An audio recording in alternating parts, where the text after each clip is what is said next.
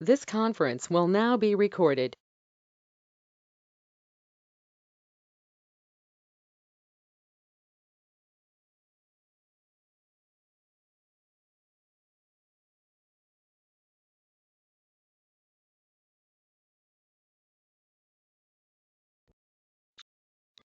Well, I got 7:02, so I think we'll get started. I'd just like to welcome everybody and thank you guys all for joining us. Um, as you can see, just a note. My name is obviously wrong on the box. We're using Jeff's user name, so I'm Phil Drobnick and Jessica Schultz is along with me, and we're having our third town hall meeting for everybody. So we're just going to try to give everyone updates as to where we're at with everything at this point. I see we still have a couple more people rolling in, so I think we're at about 41. So we're last for those of you that were on the last town hall meeting, we had men's and women's at 7 and mixed doubles at 7:30 and juniors at 8. And because of time and not having everybody wait around, we decided to do this all at once. So it'll be a combined town hall, and we'll rattle through everything and take questions. If anyone has a question, you can put it in the chat box or just feel free to just speak up, and Jess and I will answer any questions you have. So. Just going to start with events in general.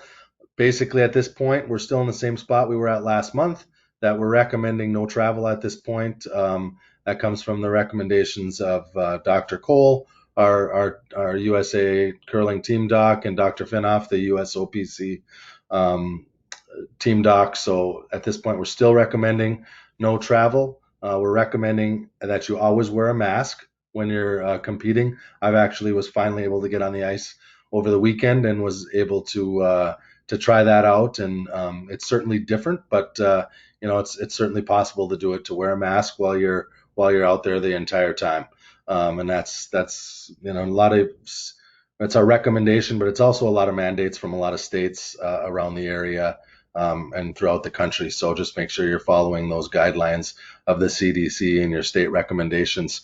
Events that we have coming up are the U.S. Open Contender Round at the Four Seasons Curling Club in Blaine, and I know as that's still on track to be held in September. St. Paul, I've heard, is making a decision. I'm not sure if it's been finalized. If it has been, we haven't been notified, but St. Paul was supposed to be making a decision on their event here shortly. And Kromasabi, which is at my club, we're going to hold off to make a decision until we see how things go and until we see where we're at in November. So the three updates from the three events that we had scheduled. As we know, all the mixed doubles events that were scheduled got canceled. So those events are no longer taking place. I do believe Blaine is going to also have a mixed doubles event. We're trying to host a mixed doubles event in November. A lot of what we're waiting on is for the WCF to make some decisions. As you all know, prior to the last meeting, they had made a call that there'll be no WCF Order of Merit points, World Team Ranking points, that will be given out until October 31st of this year. So at that point, the WCF is now going to be reassessing within the next couple of weeks. And events that we can look for them to make this decision is in November. They're going to be making a call on the World Bees for the para games, for the European event, the Pacific Rim event, and the America's Challenge. So hopefully we'll know that within the next couple of months, or next couple of weeks, and they'll make a call on that, and we can expect that if they make a decision to cancel those, that the points will likely follow through forward to January 1st. So I think that's all I have as far as events and kind of our general safety guidelines, and we'll let Jess move into the nationals and Olympic trials. All right, thanks, Phil. So as far as the national championships goes, they have been posted and updated on how to qualify. Right now, we have the national championships, the national champions from 2020 and the runners up qualifying directly to nationals, and then the top three ranked teams that are ranked at the start of this season. So make sure that if your team hasn't already, make sure that you register your team through the Curling Zone website, and it'll be the top 3 ranked teams as of, I believe it was September 1st, right, Phil? So as of September 1st. And then the remaining 3 teams will then qualify through the challenge round in January for both genders, and that location is to be determined. So, and then in the event that nationals may have to be canceled, then it would be just the 6 teams going into nationals versus 8. Yeah, we would add one more team from the World Team Rankings, the WCF World Team Rankings system to fill the field out at 6. Mm-hmm. Moving on to the Olympic trials, they're still pending approval from the USOPC. We are very close on getting those finalized and out to you guys. But as we have it, we can at least share what we have written right now. The qualifiers, how to qualify for the Olympic trials would be the 2020 national champions, the 2 highest ranked teams at the 2021 national championships not already qualified, and then we are putting together a trials qualifying series, which would be 2 events that we would qualify 3 teams out of, and those would be held in the fall next year. Dates and locations to be determined. And so for those 2 trials qualifying series, there would be 1 winner from each of them would go on that, and then the highest ranked from those events, if people play in both of those events, would qualify for the trials. And then for the mixed doubles side, as we know, we haven't made many announcements on the mixed doubles because we were pending some discussions with the U.S. Olympic Committee. And we finally were able to talk to them and come up with a plan. And our proposal at this point is to postpone the Olympic trials and to postpone those to October. Now, this want to keep in mind that none of this has been fully approved by the USOPC, but this is our proposal, is to postpone, because due to the fact we weren't able to have any of the events, which were the 3 qualifying events, and we can't use the World Team Ranking System because we don't have any events. We will be our proposal to postpone to October of 2021. We're going to keep the teams at 10. We'd have 3 teams that would, in our proposal, that are already in. We'd have teams that would qualify through the 2021 national championships, and then we would have the remaining spots come from the similar situation for the men's and women's, a trials qualifying series. That would be the winner, the winner of each event, and then 1 or 2 other additional teams. The one thing that Jess and I are working on is a schedule for next fall, because we know that it's going to get pretty busy if we're going to be having 2 Olympic trials. We're going to have 4 trials qualifying events. So tentatively, we're going to look at probably starting the mixed doubles first, obviously, since the trials is first. So, we'll be looking at an event likely to be in August and September for the mixed doubles side. For the nationals this year, which is probably a lot of people are wondering, we're going to have a 10-team national championship. We're going to keep the same weekend. In our proposal is to keep the same weekend that it was originally slated for, and then we would have the top 6 teams from the 2020 national championships would qualify directly to that event, and then the top 4 teams at the challenge round, which would be in February of 2021, would earn the last 4 spots to make it a 10-team nationals. The 10-team nationals would run identical to how the 10-team Olympic trials would run in October. Okay, moving on to the junior side. So unfortunately, with the World Beat qualifiers being tentatively scheduled for October, we are going to cancel that event. However, I ask that you please do register your teams. Jenny will be opening registration in the first week of September. So make sure your teams are registered. And then that way, that kind of gives us an idea for the World Beat trials and how many teams we could potentially have at that event. As far as the World Beach Trials themselves goes, I'm holding on making any decisions about that until we hear more from the WCF on what they want to do with the World Beach Championships in January. Now, with the U18 championships, that they'll be kind of reconvening in September to evaluate what that might look like and for the event in January. And just the final reminder to everybody before we open it up to questions would be, just to be, we're thankful for how patient everyone's been through this process.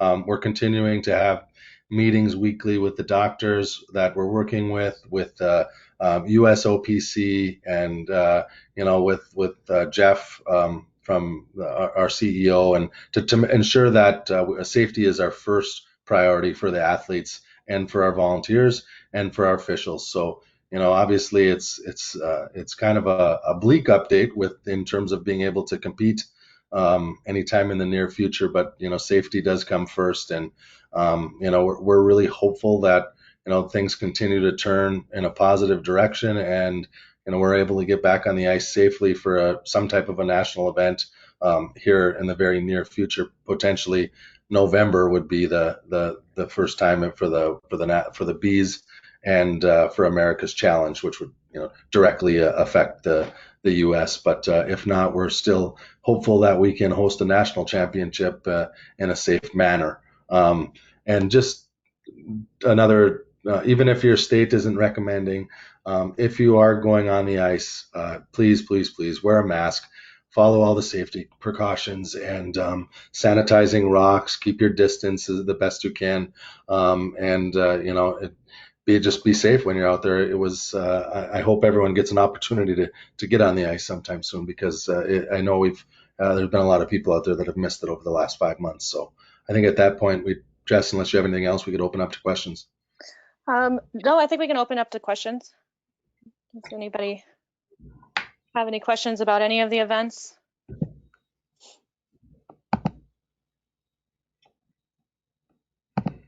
Okay, well, Anything in the chat? nothing, just thank you, actually. So it was very nice. Thank you, Amelia. The next town hall meeting we'll have is September 28th at 7 o'clock. Yeah, and just Scott, go ahead. St. Curling Club. Scott. Hi everyone. Are you allowing HP teams to play in other events in the fall? In terms of, could you clarify, like for cash bills, do you mean? Any event. Are you allowing your HP teams to play in any events, or are you telling them not to play? We can't direct them exactly as to what they can do. We're recommending no travel for any athletes or for any competitors at this point.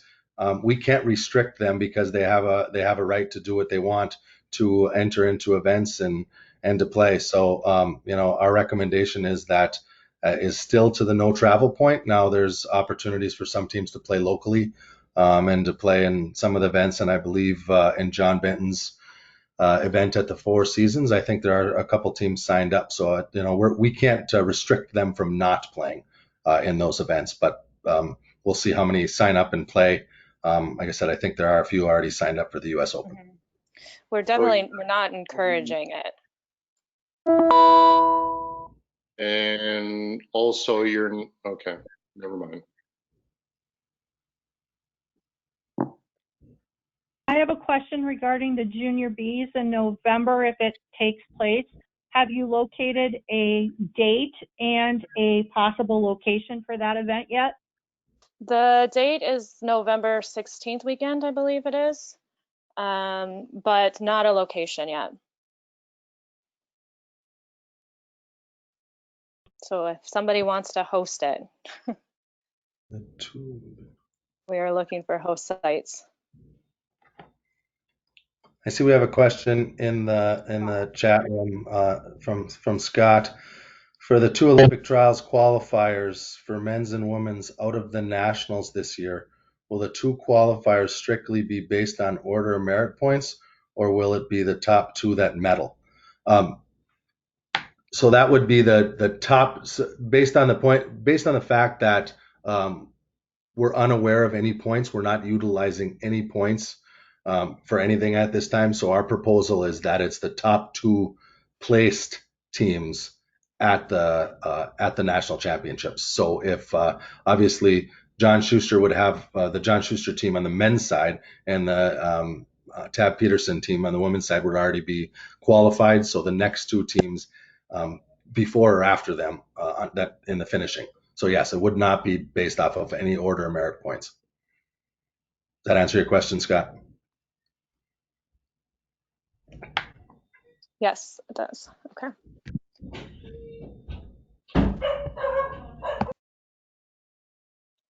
Any other questions?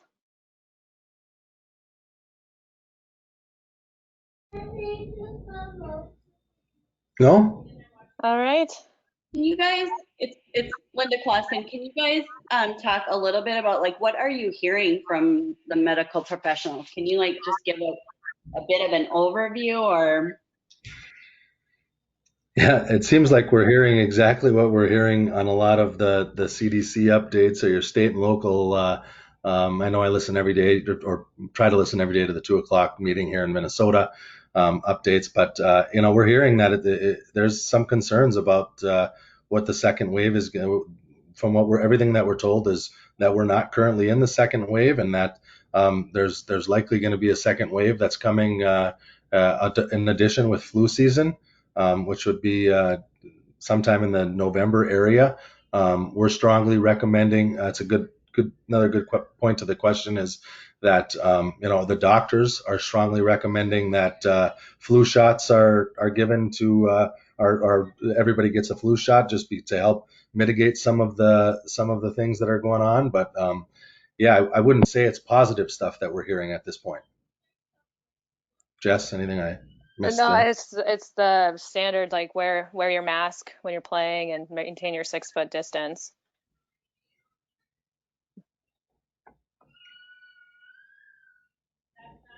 Thank you.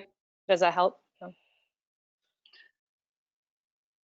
Yeah, thanks. I mean, I think we all continue to try to feel positive that that something's going to break and we'll feel better about getting back on the ice.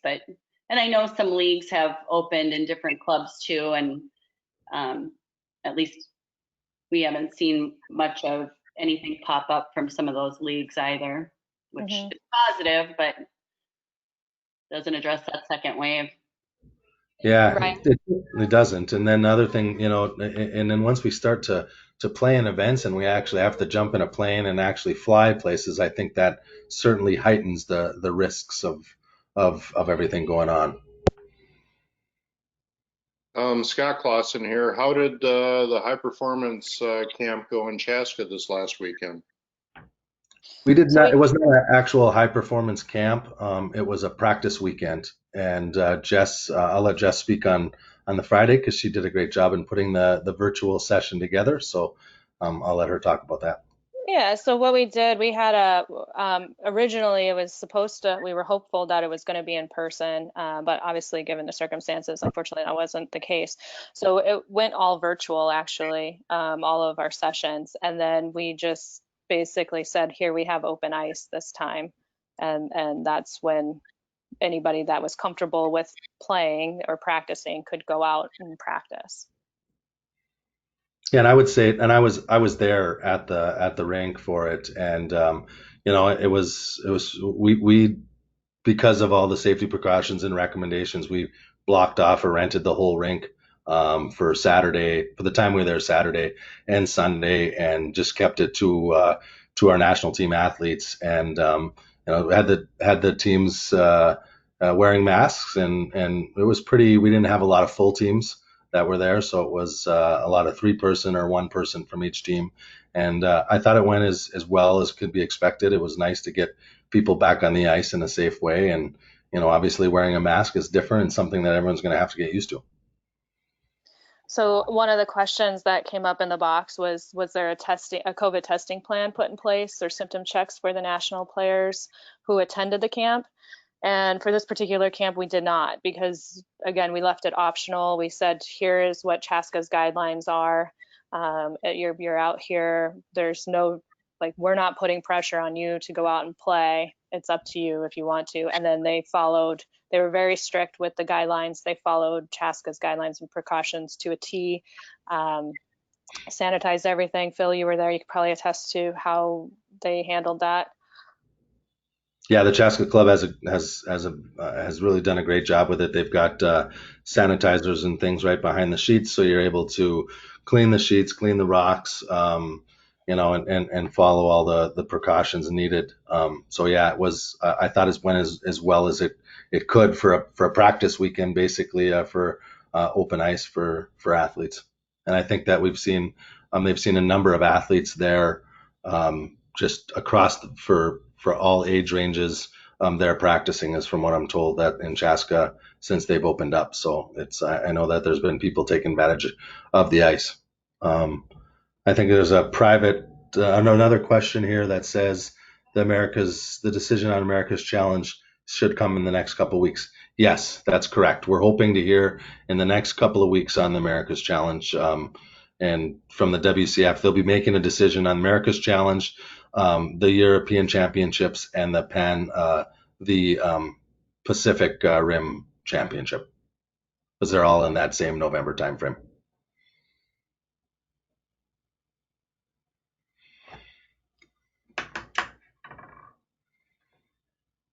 Any other questions?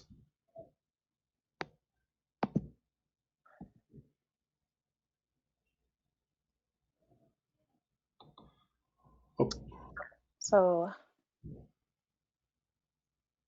So we are okay. So the question is, are we tracking our national team athletes' health and reporting on any symptoms? And we are tracking them. Basically, if they have symptoms, then we'll follow up and they will get tested. Yeah, they do a report twice daily to our sports science director. Mm-hmm. But that's their standard reporting that they do every day.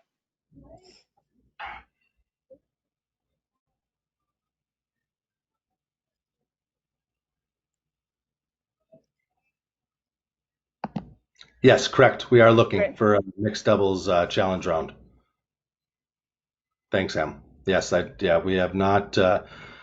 I think the challenge, I know Jenny deals in the office, deals with sites, and I know the challenge has been a lot of clubs are still unaware if they're going to be opening or what clubs are going to look like. So so we do not have a mixed doubles site for the challenge round. Obviously, there's a couple of things that have to happen on the mixed doubles side. Just a couple more clarifications from the USOPC, and we'll probably open that bid up to hopefully find someone to host that mixed doubles challenge round. I think they are also looking for a location for the women's challenge round as well.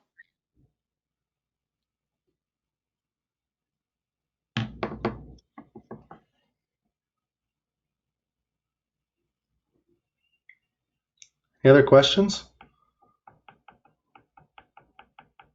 If not, I just want to remind everybody that feel free to reach out to Jess or I and follow the COVID page on the USA Curling website. It's a great resource. Our contact information is on there. Feel free to reach out at any point with any questions, concerns, or anything that you might have in regards to any kind of championship play or what the season's going to look like or moving forward. I know Jess and I would be happy to help. Absolutely. And can you want to give them the date again for our next town hall, Jess? All right, so we'll see you guys all again September 28th at 7 p.m. Central Time. Yeah, and hopefully everybody continues to stay safe, and we hope we can continue to move this needle in the right direction, and hopefully we can get everybody back on the ice sometime soon. So stay safe, everybody, and thanks for taking the time out to join us. Yes, thank you, everybody.